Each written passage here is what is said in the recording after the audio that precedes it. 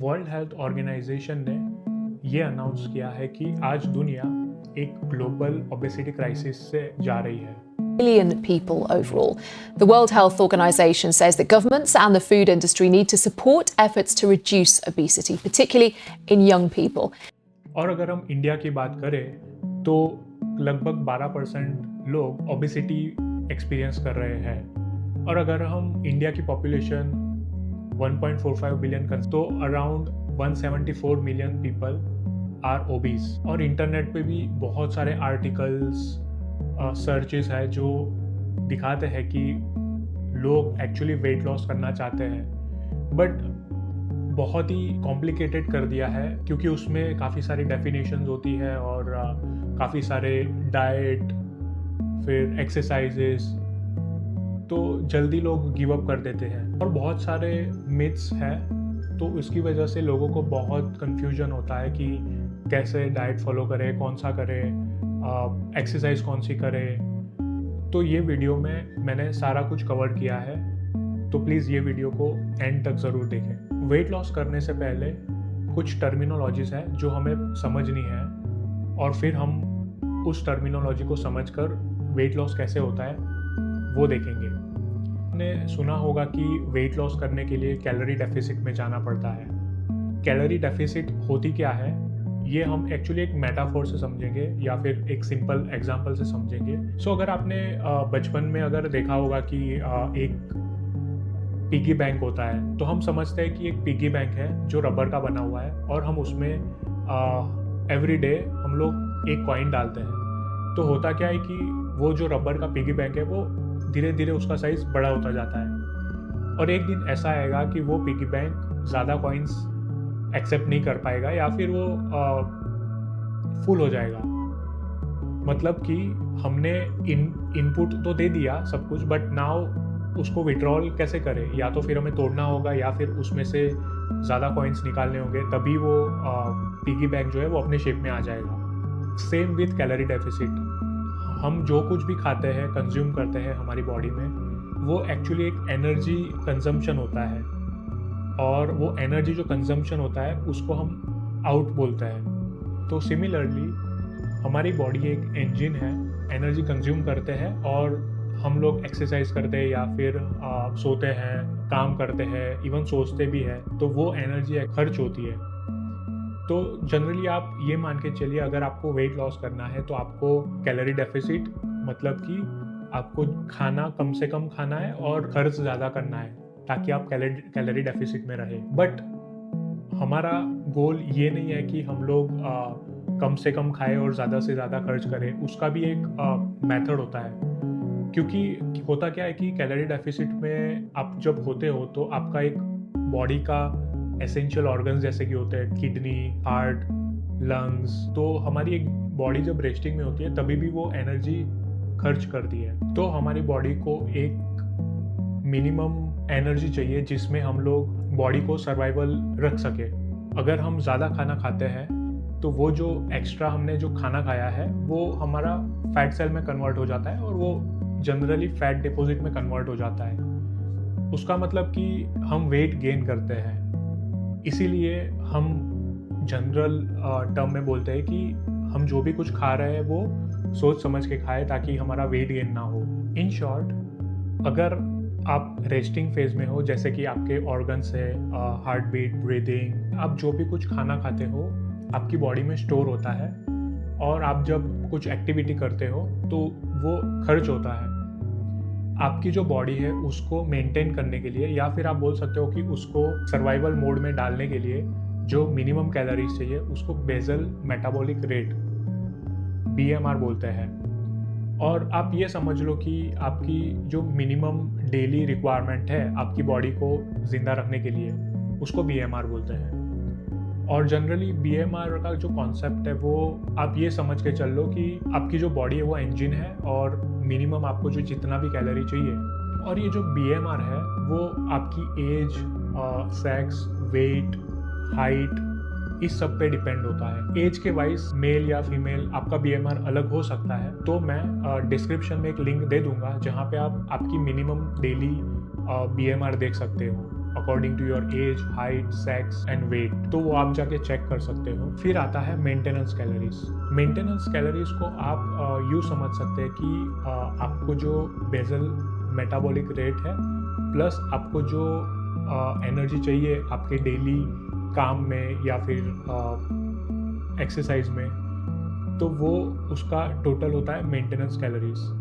और अगर आप डेली आपकी जो मेंटेनेंस कैलोरीज है उतना डेली खाओगे तो आपका वेट बेसिकली बढ़ेगा भी नहीं और कम भी नहीं होगा। That means you will not lose any weight और you will not gain any weight. और अगर बहुत लोग ये भी पूछ रहे होंगे कि अगर मुझे वेट लॉस ही करना है तो BMR मतलब बेसल मेटाबॉलिक रेट के जितना ही कैलोरीज क्यों ना कंज्यूम करूं ताकि मेरा वेट कम हो जाएगा और I lose weight in few weeks. हमें हेल्दी वेट लॉस करना है, ना कि हमें एक्सट्रीम वेट लॉस करना है, क्योंकि बेसल मेटाबॉलिक रेट जो है वो आपका जो बॉडी है उसको सर्वाइवल मोड में डालता है। और जब बॉडी सर्वाइवल मोड में होता है तब उसमें बहुत सारे हार्मोनल चेंजेस होते हैं, फटीग आता है, लो एनर्जी रहती है, आपके जो मूड्स होते हैं वो भी स्विंग होते हैं। तो ये हेल्दी टेक्निक नहीं है कि हम सिर्फ BMR या फिर बेसल मेटाबॉलिक रेट की कैलोरीज कंज्यूम करें। हमें एक मेंटेनेंस कैलोरी अपनी देखनी होगी और इस हिसाब से हमें डाइट बनाना होगा। और हमारी बॉडी में हमारा जो ह्यूमन ब्रेन है वो 20% ऑफ टोटल कैलोरीज को कंज्यूम करता है, क्योंकि ऑफ कोर्स सोचने से भी बहुत सारी कैलोरीज बर्न होती है। इवन हम जब रात को सोते हैं तभी भी हमारी बॉडी एनर्जी बर्न करती है। और देखा है मैंने कि बहुत सारे जो लोग हैं वो 2-3 दिन कंटिन्यूस फास्टिंग करेंगे, फिर थर्ड डे पे कुछ कार्ब्स ज़्यादा लोड करेंगे और बहुत कुछ एक्सट्रीम डाइट पे चले जाएंगे, बट एट द एंड वो हेल्दी वेट लॉस नहीं होगा। और हमें एक हेल्दी लाइफस्टाइल जीनी है, ना कि एक एक्सट्रीम वेट लॉस पे जाना है। और वेट लॉस को एज अ एन्जॉयमेंट लेके चलो, right? I mean it's a journey. आप एक लॉन्ग टर्म कमिटमेंट कर रहे हो, ना कि जस्ट फॉर फ्यू डेज और few weeks you want to look good. ये एक मैराथन है, ना कि एक स्प्रिंट है। तो आपको बहुत ही अच्छे से धीरे धीरे आपकी बॉडी को समझना है और वो सब सारी चीज़ें इम्प्लीमेंट करना है। हमारा गोल ये होना चाहिए कि हमें वेट लॉस करना है और मसल गेन करना है। उसमें जनरली हम मसल अगर ग्रो करना है तो हमें प्रोटीन इंटेक सफिशिएंट लेना है per day. Generally protein intake per day होना चाहिए आपका जो वेट है इंटू 1.2 ग्राम से 1.8 ग्राम, डिपेंडिंग आपका एज कितना है, हाइट कितना है, वेट कितना है, फीमेल। तो आप ये गूगल सर्च पे भी आप देख सकते हो कि आपका डेली प्रोटीन इंटेक रिक्वायरमेंट क्या है। तो उससे आपका मसल मास भी बढ़ेगा, वेट लॉस भी होगा और आप अपने टारगेट को भी अचीव कर पाएंगे। हमारी बॉडी को टोटल 6 एसेंशियल न्यूट्रिएंट्स चाहिए, जिसमें है carbs, fats, protein, vitamins, minerals and water. आप जब सफिशिएंट प्रोटीन कंज्यूम करते हो तो आपको ज़्यादा टाइम तक भूख नहीं लगती, आपका पेट भरा हुआ होता है और उससे एक्चुअली वेट लॉस होता है। और आज के एक्चुअली डाइट में हम लोग प्रोटीन का जो पोर्शन है वो बहुत ही कम होता है। और हमारे जो इंडियन मील है जिसमें लाइक चपाती, राइस, दाल और एट द एंड लाइक हमारा एक डेजर्ट होता है। तो आई वुड से कि हमारा जो इंडियन डाइट है वो पूरा I would say like 70 to 80% is only carbs. Of course वो हमारा अपब्रिंगिंग वैसा है और हमको एक्चुअली उतना अवेयरनेस भी नहीं है कि मतलब क्या खाए क्या ना खाए। सो प्रोटीन में आप कंज्यूम कर सकते हो जैसे कि एग्स है, टोफू है, पनीर है, चिकन ब्रेस्ट। और काफ़ी सारे लोग मुझे मैसेज करते हैं, DMs करते हैं कि दुष्यंत की हम लोग कौन सा डाइट फॉलो करें, like high protein low carb vegan diet या फिर high carb low fat diet. Current जो आपका बॉडी स्टेटस है उस पर डिपेंड करता है। और मैं सजेस्ट करूँगा कि आप एक डाइटिशियन को कंसल्ट करें, वो आपको पूरा वीकली जो भी आपका डाइट होगा according to your maintenance calories वो आपको एक चार्ट बना के देंगे और आप वो कंज्यूम करें, ताकि आपको जो भी कन्फ्यूजन है वो कम हो जाएगा। बट थंब रूल ये है कि अगर आप ज़्यादा खाओगे तो ऑफकोर्स वो जो ज़्यादा खाना है वो आपके फैट सेल्स में स्टोर होगा और वो फैट डिपॉजिट्स होगा, जिसको FD भी बोल सकते हैं, जैसे हम लोग FD करवाते हैं। तो वो फैट डिपॉजिट में कन्वर्ट हो जाएगा। और जनरली अगर आपको कम खाते हो तो तो of course you will lose weight, but वो हेल्दी वेट लॉस होना चाहिए। और कुछ लोग बहुत सारा प्रोटीन भी कंज्यूम करते हैं। Protein is not always a good, right, क्योंकि प्रोटीन भी एक टाइम के बाद आपका फैट में कन्वर्ट हो जाएगा। तो हमें मेक श्योर करना है कि हमें एक बैलेंस्ड डाइट फॉलो करना है। और अगर बैलेंस डाइट की बात करें तो उसमें हमारा है fat, carbs end of course protein. तो ये 3 चीज़ें सही पोर्शन में होनी चाहिए, तभी जाके सस्टेनेबल वेट लॉस होगा। और अगर आप कार्ब्स, फैट्स और प्रोटीन में से एक भी चीज़ अगर मिस करते हो तो आपका जो बॉडी है वो रिएक्ट करेगा।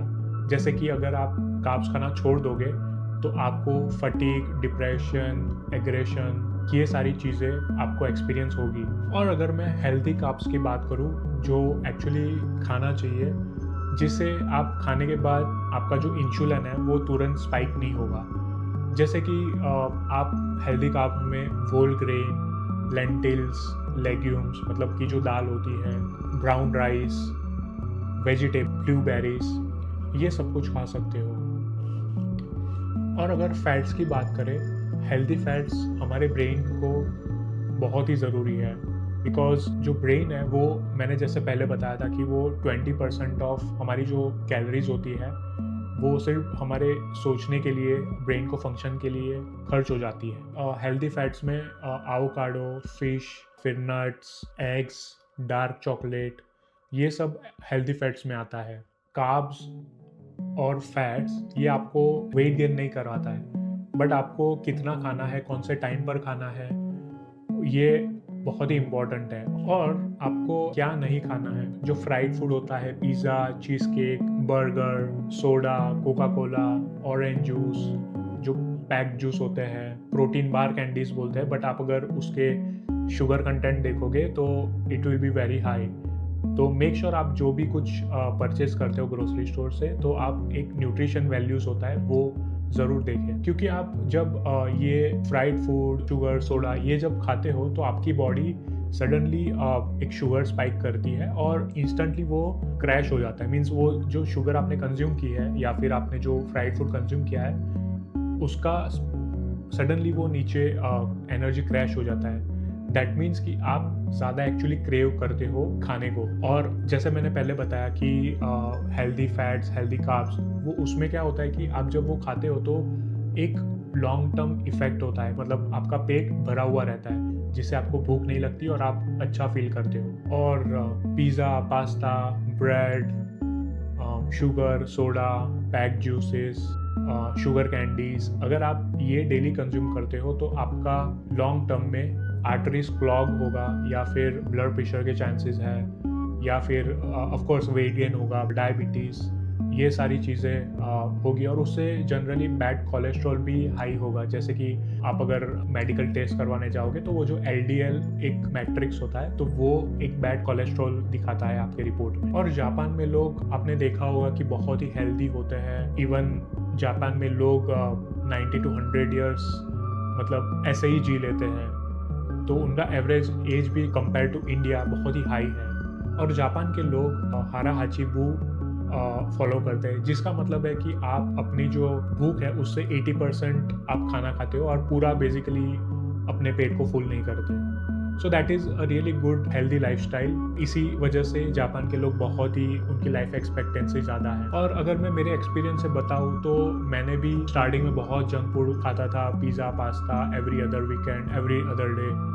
बट जब मैंने हेल्दी खाना शुरू किया तो एक मुझे हेल्दी खाना खाने की आदत लगी और वो मुझे अंदर से बहुत ही अच्छा फील करवाता है। तो अगर आप भी ये खाना स्टार्ट करोगे, अगर आप 30 दिन तक ये जंक फूड या शुगर, सोडा ये सब छोड़ दोगे तो आपको भी एक हैबिट हो जाएगी और ये हैबिट बहुत ही लॉन्ग टर्म में आपको कंपाउंडिंग इफेक्ट देगी। तो इसी वजह से हेल्दी लाइफस्टाइल होना ज़रूरी है। और अब 2026 को सिर्फ कुछ ही वीक बाकी है। आज से ही स्टार्ट करो कि आपको एक वेट लॉस जर्नी करनी है। Start small. इसमें मतलब ये नहीं है कि मैं कल जिम जाऊंगा और मुझे 10 kg एक महीने में कम करना है। आपको धीरे धीरे स्टार्ट करना होगा। तो ये सारी चीज़ें मैंने न्यूट्रिशन, फूड, डाइट के ऊपर मैंने बात कर दी। तो थोड़ी बात अब एक्सरसाइज के ऊपर भी करते हैं कि पर्सनालिटी, आपका माइंडसेट, आपको क्या अच्छा लगता है, और ऑफ कोर्स आपका जो टाइमिंग है, आपको कौन सा टाइमिंग अच्छा लगता है, जैसे कि मॉर्निंग है, इवनिंग है या फिर आफ्टरनून में। तो आपको एक टाइम डिसाइड करना होगा कि आपको कब वॉक करना है या फिर एक्सरसाइज करनी है। उस हिसाब से आप डेली सेम रूटीन फॉलो करो, उससे आपका वेट लॉस धीरे धीरे होगा। और एक्सरसाइज में मैं डेफिनेटली रिकमेंड करूँगा कि आप कार्डियोवैस्कुलर एक्टिविटी ज़रूर करें, जिसे हम कार्डियो भी बोलते हैं। तो जनरली कार्डियो में आप रनिंग कर सकते हो या फिर आप स्विमिंग कर सकते हो। और एक बात का ज़रूर ध्यान रखें कि आपकी जो कार्डियो में मैक्सिमम हार्ट बीट है तो वो 220 माइनस योर एज। तो मतलब कि अगर आपकी अभी एज 50 साल है तो 220 माइनस 50 मतलब कि आपकी जो मैक्सिमम हार्ट बीट 170 होनी चाहिए और उससे नीचे होनी चाहिए। और मेक श्योर कि आपकी जो मैक्सिमम हार्ट बीट है या फिर उसके नीचे है उसी रेंज में रहे। अदरवाइज क्या होगा कि आप अपने हार्ट को बहुत ही स्ट्रेन कर दोगे और देर आर सिग्निफिकेंट चांसेस कि आपको हार्ट अटैक भी आ सकता है। सो मेक श्योर कि आपकी जो हार्ट बीट है वो मॉनिटर करो और take a rest whenever you need. और फिर आप मेंटल हेल्थ के लिए आप योगा कर सकते हो, प्राणायाम कर सकते हो, मेडिटेशन कर सकते हो, और जनरली आप डिनर लंच के बाद वॉक करने जा सकते हो ताकि आप ज़्यादा से ज़्यादा कैलोरीज बर्न कर पाए। और मुझे ये भी मैसेज आते हैं कि मुझे 6 पैक ऐप बनाने हैं विद इन अ मंथ, मुझे 15 kg लूज करना है तो कैसे करूँ। देखो, इसमें स्पॉट रिडक्शन पॉसिबल नहीं है। स्पॉट रिडक्शन इज जनरली कि मुझे पर्टिकुलर बॉडी का फैट रिड्यूस करना है, तो वो पॉसिबल नहीं है। आपको अगर वेट लॉस करना है तो आपको पूरा बॉडी फैट परसेंटेज कम करना होगा। मीन्स आपको ओवरऑल बॉडी का वेट कम करना होगा, तब जाके आप पर्टिकुलर बॉडी पार्ट ट्रेन कर पाओगे। तो अगर आपको एक शार्प जॉ लाइन चाहिए या फिर आपको एक 6 पैक एब्स चाहिए या फिर एक टोन बॉडी चाहिए तो आपको ओवरऑल बॉडी फैट कम करना होगा। हाँ दोस्तों, तो मैं आपको एक शॉर्ट समरी दे दूंगा कि हमने एक्चुअली ये वीडियो में क्या क्या डिस्कस किया। तो हमने पहले कैलोरी डेफिसिट का टर्मिनोलॉजी समझा कि वेट लॉस के लिए आपको कम से कम खाना है और ज़्यादा से ज़्यादा आपको कैलोरी आपको ज़्यादा स्पेंड करना है। फिर सेकंड हमने न्यूट्रिशन पे बात की, जिसमें आपको कार्ब्स, फैट एंड प्रोटीन, ये 3 चीज़ें आपको एक बैलेंस डाइट में लेनी है और ओवर ईटिंग नहीं करना है, अदरवाइज वो फैट सेल में जाके फैट आपका वेट गेन होगा। फिर हमने तीसरी चीज़ पे बात करी कि एक्सरसाइज। तो एक्सरसाइज में आप आपकी एक रूटीन सेट करें जिसमें आप जॉगिंग, स्विमिंग, मेडिटेशन, योगा, ये सब कुछ इंक्लूड कर सकते हो, but it should be consistent. तो ये 3 मेन चीज़ें हैं जिसमें आप वेट लॉस डेफिनेटली कर सकते हो। मैं बोलूँगा कि एटलीस्ट आपको 30 दिन इस पे फोकस करना होगा कि आप एटलीस्ट आप थोड़ा वेट कम कर पाए, क्योंकि जनरली आप 2-3 वीक बाद ही आपका जो वेट लॉस है वो देख पाएंगे। और दोस्तों, सो मैंने ये 5 टिप्स मैंने बनाई है आपके लिए। सो पहली जिसमें टिप है कि आप ना एक एयर फ्रायर बाय करें, ताकि आप जो ये फ्राइड फूड्स, एक्स्ट्रा ऑयल, ये सब खाते हैं वो एयर फ्रायर अगर लोगे तो उसमें कैलोरीज कम हो जाएगी। और मेक श्योर कि आप अगर आपके पास माइक्रोवेव है तो आप बेक भी कर सकते हो कुछ चीज़ें जिसमें मिनिमम ऑयल होता है, तो ये आपकी कैलोरी बहुत ही कम कर देगा। सेकंड चीज़ है कि आप हमेशा जब ग्रोसरी बाय करते हो या फिर कुछ खाने की चीज़ बाय करते हो तो मेक श्योर कि आप उसके पीछे न्यूट्री फैक्ट्स देखें कि उसमें शुगर कितना है, प्रोटीन कितना है, कार्ब्स कितना है, फैट्स कितना है। तो ये सारी चीज़ें आप एनालाइज करें और फिर वो चीज़ें परचेस करें।